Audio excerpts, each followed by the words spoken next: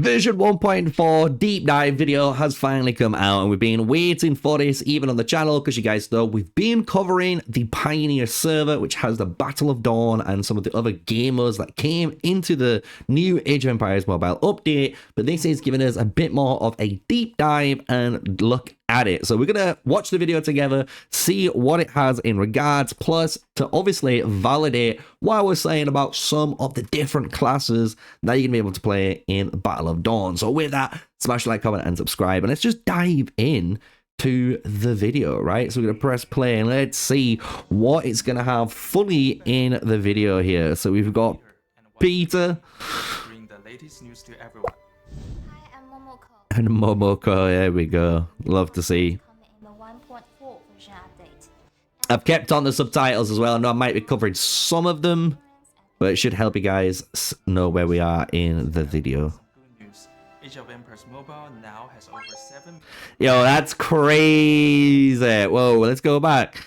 Yo, we got 7 million registered players now in Age of Empires Mobile, which is crazy. Does that mean we have all of those players playing at the same time? I don't know. Some might have left by now, but the fact that there's over 7 million registered is kind of crazy. I'd love to see how many new players are actually involved in some of the newer kingdoms in this game, right? So actually, massive shout out to everyone. Look at them with the memes. Oh yeah, the Age of Empires mobile community has gone crazy. Yep, the mods. Hey, I'm gonna say that's a shout out to me. Let's go. Doing daily. Remember, guys, we do daily videos here on Age of Empires Mobile, which I think I can say I don't think anywhere else does, which is crazy, right? How many videos we pump out each week for the good old Age of Empires Mobile. So honestly, a shout out to all of the content creators though, because without all of us, obviously people wouldn't know exactly what they need to do in this game, and obviously it does create that big social community that we've honestly all built up, which is really nice to see. I absolutely love it. So big shout out to those, as well as they're saying here, the strategy guides on websites made by other players, and even the spreadsheets on bots people use on Microsoft Excel to just calculate even just points and stuff. Big shout out to all you guys. You guys make this game honestly just crazy when it comes into that. Oh, here we go, the juiciness, the Battle of Dawn. Let's go. Battle of Dawn. As a crossover game mode similar to Wonder Battlefield. Let's go. When the update goes online, it will switch out to Wonder Battlefield and replace it. Battle of Dawn is similar to Wonder Battlefield in that it also uses alliance registrations. You build your legion within your alliance and then join the game mode. Yes, this is what I said in the game too. So what you guys have is when we played it in the initial mode, you are just entering the Battle of Dawn game mode through the event screen. You don't need to go through the Wonder Airport or anything like that, but the way you register, the intention time, setting up the legions, so on, is all the same as Wonder Contest. So if you're already the R4, the officers that does that job should be kind of familiar on there. But now it says, and every alliance can have up to 5 legions that take part in the battle. So that means, I believe, you can have up to 5 teams in the battle, which is different to what people expect, because obviously we played the game mode. You can have obviously 2 marches, 2 formations in the game. So just to separate that confusion that could happen here. In the current version, we noticed a lot of governors had excellent performance in the cross-server battle feature. About the new battle feature, Peter, can you give us a little more on what's special about it? Yeah, so this is giving us a little bit more info on the Battle of Dawn, right? Here we go. So you can see the rewards here, kind of just showcasing this bronze one. So 2.8k Empire coins, you got 4 summons, decent amount of XP, and then the 7k on the skill points, right? And you got fitness is going to be rolling on hopefully very often, so players have got a nice influx and reason to keep playing, right? PvP. And here's the good old tier system. We kind of went through this on my video, so really nice. I hope it works good. But now this is where I think everyone's been waiting on, and I'm gonna we're gonna hide the subtitles for this one, and we're just gonna go through it ourselves, because we did talk about all of the different classes in my video, but this is gonna showcase and validate everything that we were saying in there. But on top of it, it's really important because each intended class, as you'll see, has these class quests. So you can see them just there: the class quest, battlefield damage, relic contest, and mist revelation. These are basically going to be quests tied to your class that you pick, and if you complete those, you're gonna get some extra bonus rewards at the end of the game. So that's what you need to remember. So when it comes to the actual classes, we've got Court Sage. Court Sage uses ancient divination to extend their field of view, so it means they can basically see a little bit further than everyone else there, right? Which is really, really good. It's gonna go back hopefully in a second. Different positions, battlefield missions, and specialty skills. We got a Shadow Walker as well.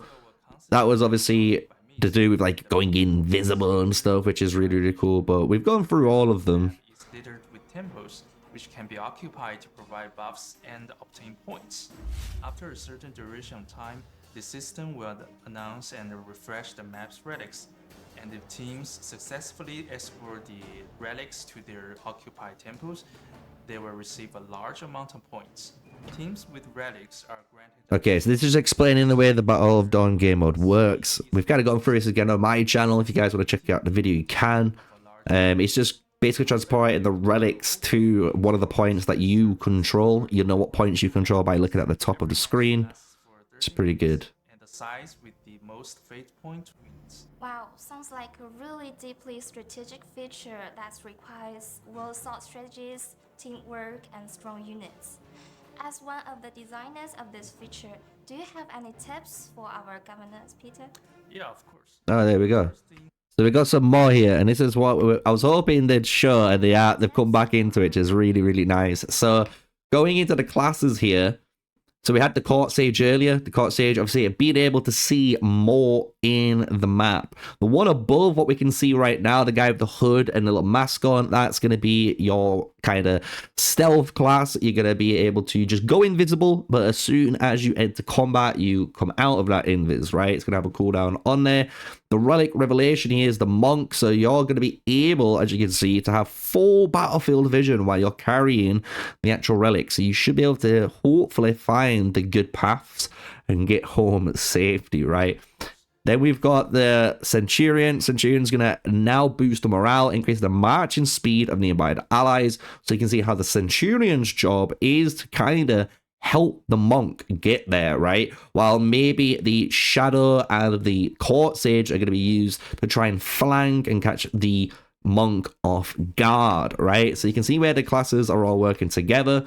The Ranger is the one where I played, and if you check out my gameplay video, you'll see my Mulan charging out from the thick of the forest. So the way this works, it is exactly how it says.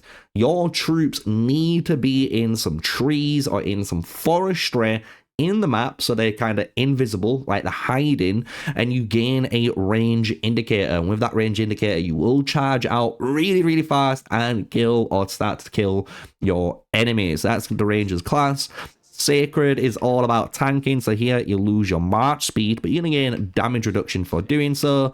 The Zealot is gaining heals after you win a victory on the open field, and then the Magistrate is going to give that AoE area with energy change, which reduces the march speed of enemy troops. So as you can see, even in my video, I was 100% right, but now we've got all the visuals on there to back it up. And like we said, each of these different classes, guys, will have different class quests. Make sure you check out those class quests before picking one, because you might not be able to complete it. You might not understand what you're doing, right? So maybe we'll do a really in-depth guide if you want in the future for all of these classes and how to play the Battle of Dawn game mode. Next is your general strategy, how you occupy temples and create an advantage for yourself. You also have to focus on contesting and escorting relics. Choosing to concentrate your forces or spread them out is a decision you'll have to make as a governor. So we're going over kind of the general strategy here, just giving us a little bit of a teaser into what the gameplay has to offer. And it is, as you can kind of see, I kind of call it the clock tower, right? Because you've got your 12 o'clock, 6 o'clock, and that's where both teams' spawn areas are, right? I mean, if you look at it, you've got basically like a 3 o'clock, a 9 o'clock, or a 3, 6, 9, 12 kind of rotation of these different areas that you can go. So this is like 1, this is like 3, this is probably like 5 or something. You got 6. You can name whatever you want to name them, right? But these different branches is where you're gonna capture those relic points, and depending on how your team's playing, you might be trying to go up this road up here, right, to your relic point, but your enemy team might capture it off you. So it is a really fun, interesting game, but it will be cool to see how the highest level teams play this with real strategy, real voice comms and stuff like that. It's a really cool game mode. Within the dense forest. At the same time, you can consider occupying the beacon for more vision.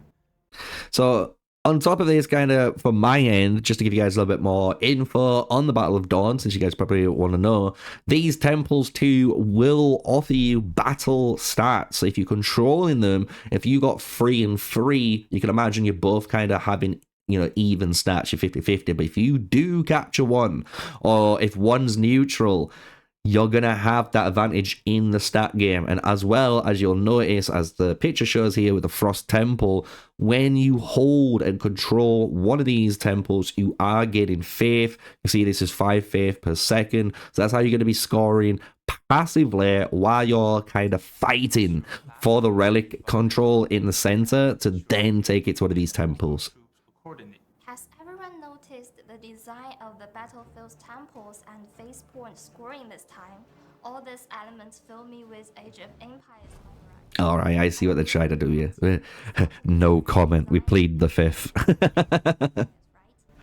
Yes, we can see in Battle of Dawn that many design concepts and models are influenced by the Age of Empires series. Our future gameplay design. Okay, so this will be interesting because they're saying they are trying to make this mobile game more closer to the original IP, which a lot of people have always criticized the game for, and the fact that they just kind of like flat out addressed it there was kind of crazy, guys. So who knows? This game could honestly just change out of nowhere, it's interesting. Many cross-server game modes in the past, with the Mightiest Empire, Wonder Battlefield, and the upcoming Battle of Dawn among them. And every week they switch out with one another, ensuring that our gamers have a different experience from last week. By organically integrating... Yes, this is what a lot of people are happy about, but I think it's going to be a big talking point too to pause on, because now we've got Battlefield of Dawn, we've got the Wonder Contest, we've got the Mightiest Empire. The thing is, we've got honestly some really good PvP now in the game. So we've got 3 different game modes and potentially more, who knows, who to come in Age of Empires Mobile. But the issue is, the Mightiest Empire punishes so hard because of how often it is now. Especially now, before it was okay because it was the only kind of major PvP event people were aiming for. But now, because we've got Battlefield of Dawn and you got the Wonder Contest, people are most likely going to be more interested in too.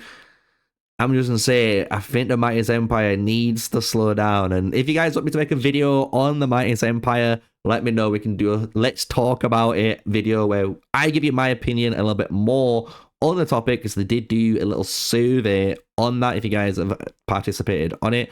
So be interesting to see how things line up. Which is Stellar Glory Rankings. This ranking is divided into... So this is the Stellar Glory event. It looks really cool. Ranking points come from players' daily activities and Alliance cross-server game modes performance, with rewards distributed based on different...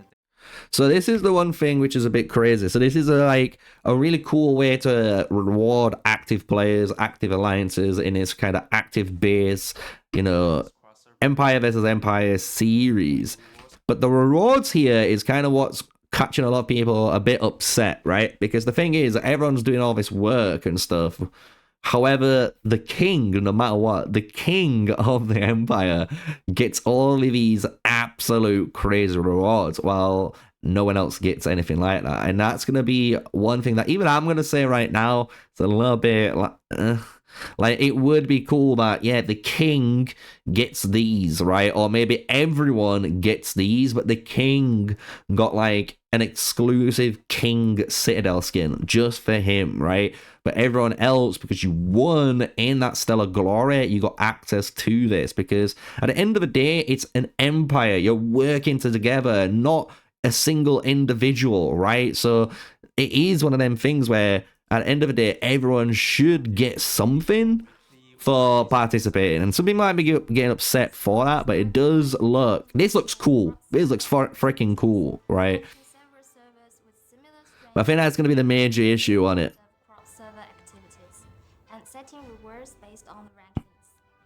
Okay, it sounds cool, man. Sounds cool. Finally, let's talk about the optimization in this version. Ooh. Every time a new version comes, development team make numerous target optimizations based on feedbacks from previous stage to continuously improve the governor's gaming experience. Here are some of the most notable optimization this time. Okay, so to go through. Regular events, Alliance Voyage. Ooh, this is new. This is what I mean. We didn't see any of this. Oh, this is good. Alliance Voyage has been added. It opens up every 2 weeks or 7 days during non-Alliance Glory weeks. Okay. When Alliance merchant ships reach a supply point, they can claim the following rewards, and you get some. Okay. For 7 days during non-Alliance Glory weeks, Alliance members can. You're getting some gems too, blueprints. Ooh, there is universals as well. I know it's only the one, but people, these add up. Imagine all of these events now adding into the game that you're playing over time, and that giving you like 3 to 5 sculptures, but that's happening every week, and each week you're getting, honestly, a decent injection, but we've got to get there, right? At the moment, we've got to get there. We've got to get a couple of more, I think, events in, but that does look sick. I'm going to be honest. I like that. New events always good. Now, this one's the controversial one, because this does help a lot of new players figure out what to run. But at the same time, a lot of people are getting upset because, you know, you're in theory showcasing what you're running to your enemies, and your enemies can scout that. But in reality, too, they can already do that on the battlefield if they wanted to, you know. But it's a lot easier now, right? It's a weird one, but I think it's a cool feature. I'm going to be honest. It's a cool feature. Get to see what people are running, what skills they're going for. Ranking interface now features the mightiest trope ranking of 4 trope types, allowing governors to view and compare easily and efficiently. They're like flexing that King Arthur. Come on, chill.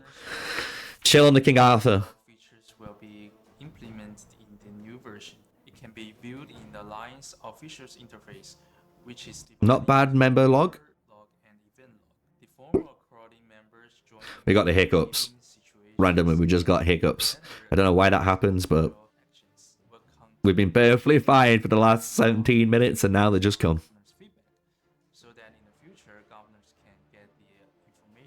I need something to scare me on screen so it stops. Power boost system's kind of cool. Again, it just kind of helps new players. You know what I mean? Like, it does need that system in place to kind of help newer players realize, okay, they're in the green in these areas, need to work on these areas. And then, yes, this is the good one. The one bad thing about the batch dismantle, and I hope this got changed, is the fact that it can actually just take away everything sometimes. So hopefully it isn't going to do that. Because you can see there, when he goes to dismantle the 4 legendary pieces of gear, the gems are coming off the gear too. And the thing is, we love to batch dismantle, but we don't want to batch dismantle the gear we've already got equipped. You know what I'm saying? So they need to improve this mechanic. This mechanic's a good mechanic, but at the moment we can't use it correctly because the legendary and the epics technically will just eat all of your gear. So you don't want to do that. So at the moment we only can batch dismantle rares, like, because you're not going to be equipping rares, right? So on the day of the update, enter the vault to find the batch dismantle button, allowing to dismantle the gear of the same quality with one. Yeah, for some reason it does break on yours. I don't know why. Hopefully they fix that. On the frequency mightiest empires availability. The design team is actively making adjustments These hiccups. experience, so stay tuned. Okay, and there's the Valentine's Headhunters theme. Fair enough. So, pretty cool video. And to be fair, at the end is going to be the Valentine's section. I'm going to leave that for maybe a future video. But there is this gift code. And I knew about this because someone sent me a quick little screenshot saying, yo, there's a gift code. This is live on my Discord. So if you want to type it in, type it in. It is limited quantities, as they said. So if you type it in and it doesn't work, don't shout at me. The devs have made it that way. So it could be the first 5,000, the first 10,000, the first 150,000. Who knows, right? But someone will get it, and then it will end up, right? It'll just expire once it hits the maximum quantities. But as you can see, my hiccups are getting even more worse. I don't know why. It's getting even driving me nuts. I don't want to obviously repeat this video, so let's just end it there. I hope you guys have enjoyed it. This is my first look at the version 1.4 deep dive video. It looks really good with the Battle of Dawn, and we've talked about some of the different, qualities that's coming to Call of Dragons through obviously the Wonder Contest, the MEE differences, and hopefully we get a little restructuring on there. So if you enjoyed it, smash like, comment, and subscribe. Until next one, stay safe, stay sneaky, peace out.